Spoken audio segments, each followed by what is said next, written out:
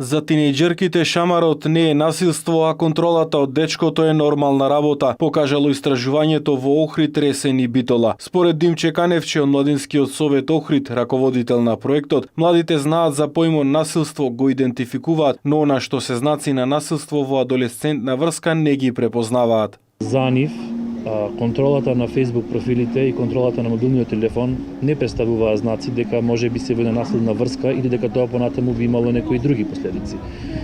За нив, она што исто така беше интересно,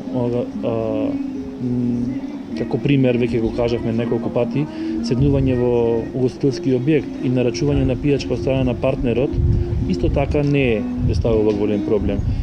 Дури имавме и такви случаи и на самиот камп, а и во истражувањето, каде што шлаканицата, односно шамарот, не е знак на насилство, туку се работи сепак за некоја љубов, за некое трпение, односно почитување од страна на партнерката, за да не направи проблем од еден таков настан.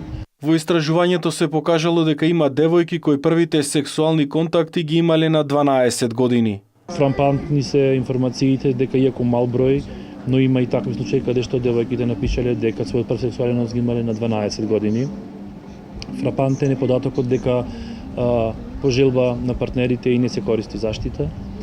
И она што исто така загрижува е што информациите кои што младите ги добиваат за поврзани со сексуалноста и сексуалното однесување не се одредени семинари, не се одредени едукативни материјали, туку најчесто содржините ги наоѓаат на интернет, за понатаму во понатамошните прашања да се добие една слика дека тоа се во принцип оние забранети порнографски содржини, а не едукативни, што секако значи се добива една малку искривена слика за она што би требало да биде сексуално однесување и еден здрав сексуален однос. Целта на истражувањето во кое биле опфатени 1200 млади лица е да се испита јавното мислење на младите во однос на насилството во врска, сексуалноста и сексуалното однесување.